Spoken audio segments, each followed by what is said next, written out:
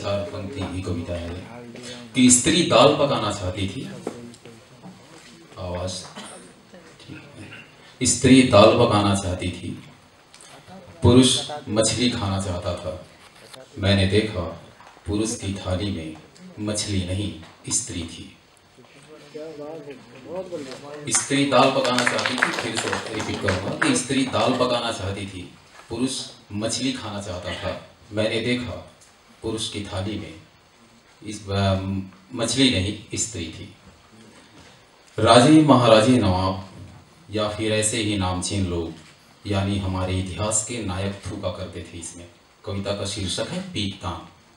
राजे महाराजे नवाब या फिर ऐसे ही नामचीन लोग, यानी हमारे इतिहास के नायक थूका करते थे। इसमें यह आविष्कार नहीं किसी वैज्ञानिक का, बल्कि किसी शातिर दिमाग व्यक्ति का शातिरानापन है, किसी मस्खरे की मस्खरी या फिर किसी चापलूस की चापलूसी, जो भाग गई हमारे इतिहास के नायकों को और वे जमीन पर थूकना छोड़कर थूकने लगे एक ऐसे बर्तन में जिसे नाम दिया गया पीकतान, जिसमें यदि भरा जाता पानी तो बुझ सकती थी प्यास 4-6 प्यासे लोगों की।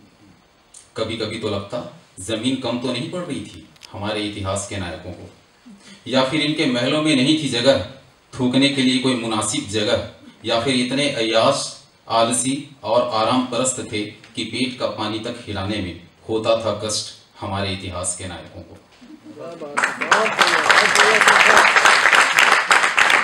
राजे महाराजे नवाब या फिर ऐसे ही नामचीन लोग थूका करते थे इसमें, बावजूद इसके इतना बेगाना, इतना महत्वहीन कि हमारे इतिहास में नहीं मिली जगह। पुरातत्ववेत्ताओं ने भी नहीं लिया नोटिस में, जबकि इसकी दखल दरबार से लेकर शयन कक्ष तक थी। इसकी खूबसूरत और चमकदार देह, गोल व सुराहीदार गर्दन में बरसों से हरे थे बेल बूटे पत्तियां, खिले थे न मुरझाने वाले फूल, बैठी थी न उड़ने वाली चिड़िया। राजे महाराजे नवाबों के साथ चल फिर नहीं सकता था यह, सो इसे लेकर चलने के लिए, इसकी टहल के लिए नियुक्त की गई एक बांदी, उतनी ही खूबसूरत, गोल व सुराहीदार गर्दन वाली। गुजरते वक्त के साथ चलन से भले ही बाहर हो गया है, मगर अब भी बसी हुई है इसमें हमारे इतिहास के नायकों की सांसों की दुर्गंध, उनके मुंह की गंदगी, दांतों का दर्द। यह याद दिलाता है हमें राजे महाराजे नवाबों यानी हमारे इतिहास के नायकों को हर खूबसूरत चीज में थूकने की आदत ही है, चाहे पीकदान हो चाहे बांदी।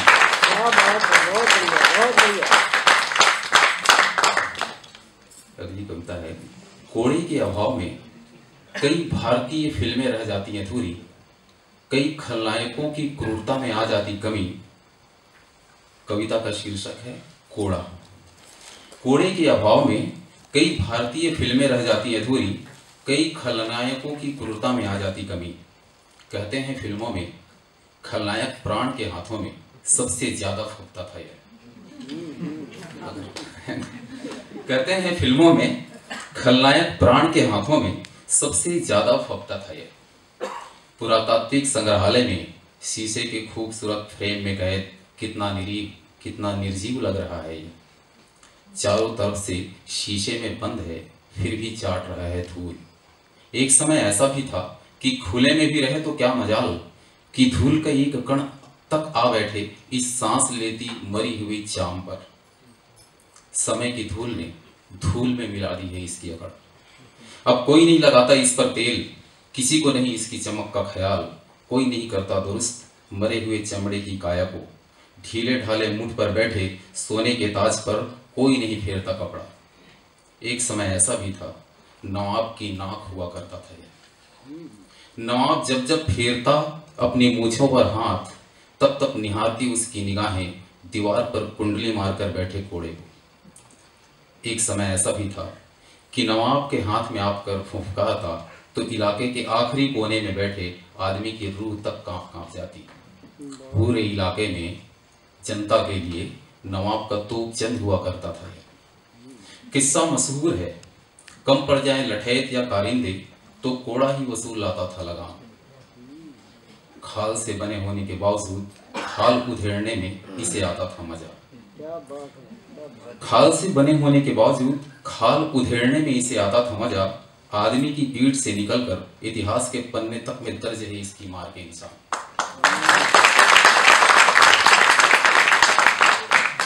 भले ही अब कोई घुड़सवार नहीं जाता इसे लेकर किसी गांव, मगर इसका नाम हमारे समय की 4-6 कहावतों में कर गया है घुसपैठ, और जब तक गुस्से से लबालब आदमी की जुबान पर आ बैठता है। इसके साथ त्रासदी यही है कि अपनी समूची निरीहता, तमाम निर्जीवता के बावजूद भुला नहीं पा रहा है नवाब के हाथों का स्पर्श, आमजन के खून का स्वाद। इससे बड़ी त्रासदी क्या होगी कि अपने स्वर्णिम दिनों को याद करने के श्राप से घिरा रहता है हर वक्त। जब जब होता है संग्रहालय का दरवाजा बंद, लौट जाते हैं दर्शक सारी ऐतिहासिक चीजों के साथ। सिसकता है यह भी लगातार। सच तो यह है कि सिसकता हम दर्शकों के सामने भी है, मगर उसकी आवाज शीशे के फ्रेम पर सिर पटक पटक कर तोड़ देती है दम, नहीं पहुंच पाती हम तक। देश दुनिया के तमाम शासकों व तानाशाहों से अपील है मेरी, अब कोई न लिखे अपने फैसले में 50, 60, 100 कोड़े की मार।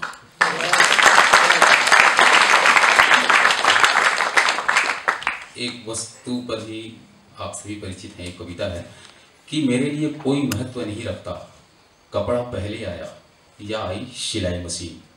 सिलाई मशीन कविता का शीर्षक है कि मेरे लिए कोई महत्व नहीं रखता, कपड़ा पहले आया या आई सिलाई मशीन। पहनावा यदि सभ्य होने की पहचान है तो हमारे पहनावे में, यानी हमारे सभ्य होने न होने में उत्तरोत्तर परिवर्तन का चश्मदीद गवाह है यह। सरकार की सबसे सस्ती, सरल व उपयोगी योजनाओं में से एक है इसका वितरण गरीब, विधवा, परित्यक्ता महिलाओं में। माताएं अपनी बेटियों को सिखाती हैं सिलाई, बुनाई, पढ़ाई, देती हैं दहेज में इसे कि आड़े वक्त में आए काम, बंधा रहे 4 पैसा उनकी बेटियों की गांठ में। हमारी बेटियों के समान चंचल व बातूनी हर वक्त करती रहती हैं पटर पटर। इसकी भाखा को समझते हैं कपड़े या फिर दर्जी। आवाज में जरा सा भी बदलाव कर देता है चौकन्ना, किस पुर्जे में आई है खराबी जान जाता है दर्जी। ऐसे समय में जबकि खत्म हो रहे हैं रोजगार के अवसर, बाजार का खेल चल रहा है उठपटांग, पूंजीपति रच रहे हैं षड्यंत्र। बाजार में रेडीमेड कपड़ों के एक छत्रराज के बीच भरोसा दिलाती है यह कि फिलहाल दर्जी का परिवार रहेगा सुरक्षित, जुटा लेगा आजीविका, 2 वक्त की रोटी, नहीं करेगा आत्महत्या। कविता पूरी नहीं हुई। 2 घंटे 50 मिनट की फूहड़ दृश्यों, उत्तेजक नृत्यों, कोरी कल्पनाओं, मूर्खतापूर्ण भावुकताओं, अविश्वसनीय अपराधों, प्यार व बदले की चालू फार्मूलों से लबरेज बिना ओर छोर की कहानी वाली भारतीय फिल्मों के मायाजाल में कहीं कुछ यथार्थ होता है तो 7 मिनट के उस दृश्य में जिसमें होती है सिलाई मशीन, जिसे पति की मृत्यु के बाद चलाती है उसकी पत्नी, सिलती है पड़ोसियों के कपड़े और पालती है अपने बच्चे। बाद में यही बच्चा बड़ा होकर बनता है नायक और फिर 2 घंटे 50 मिनट की पूरी फिल्म में कहीं दिखाई नहीं देती है। ये कविता असल में मैं बता नहीं पाया कि एक बिहार के जनकवि थे रामप्रिय मिश्र लाल धुआं, उनकी पत्नी कविता मिश्रा थी, उन पर एक खबर छपी थी संडे ऑब्जर्वर में, ये कविता उसी में लिखी गई है। सिलाई मशीन ना होती तो जाने क्या होता कविता मिश्रा का, भूख व पारिवारिक जिम्मेदारियों से हलाकान परेशान, न जाने उठाती कौन सा कदम। इस अमानवीय समय में हम सुई और धागे के समान नहीं जी सकते, किसी के जीवन का ऐसा कुछ भी नहीं सी सकते जैसे सिलाई मशीन। गाता है फकीर का एक तारा और शाम भर जाती है उदासी, उत्कंठा, वितृष्णा, खटास से।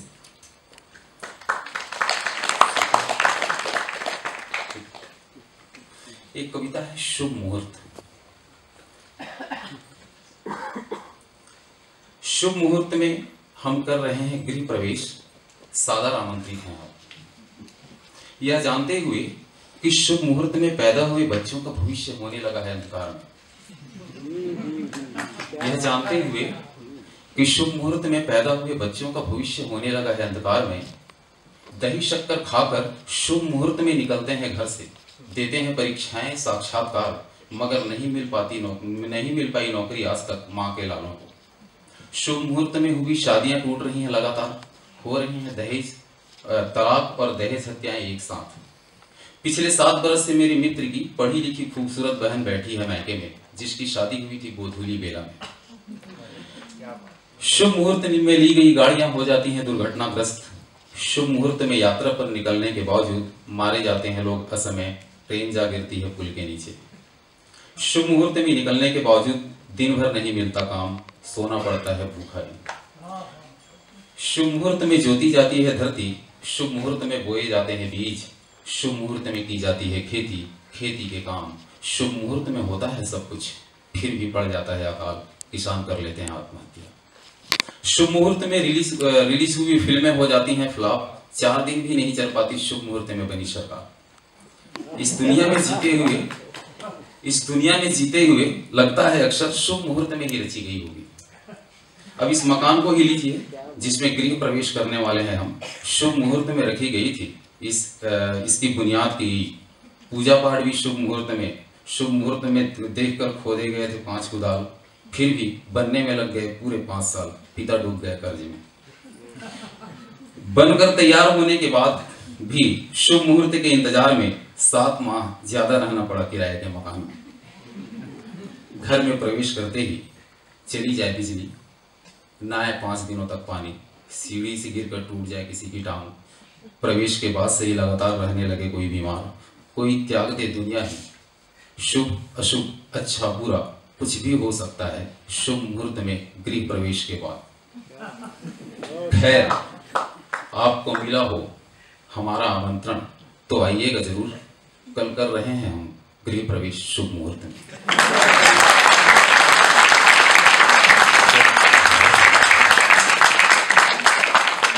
एक कविता है, स्वाति न होती तो।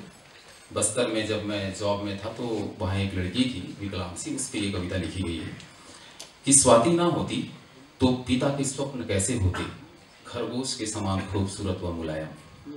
स्वाति ना होती तो माँ के हृदय में कहाँ से आती लोरियाँ, स्वाति ना होती तो शब्दों में मर्यादाएं कहाँ से आती। स्वाति ना होती तो सौंदर्य के सारे प्रतिमान रह जाते अधूरे, स्वाति ना होती तो कैसे सीखते हम प्रेम गीत गुनगुनाना। स्वाति ना होती तो शायर होता ना शायरी, स्वाति ना होती तो कहाँ से मिलती नायिकाएं कथाकारों को अपनी कहानियों के लिए। दरअसल पाठकों, स्वाति ना होती तो प्रेम, सौंदर्य और सादगी की परिभाषा से हम रह जाते वंचित। मेरे लिए और भी बहुत कुछ मुश्किल था, मतलब स्वाति ना होती तो चांद का सौंदर्य किसके माथे की बिंदिया में देखता मैं।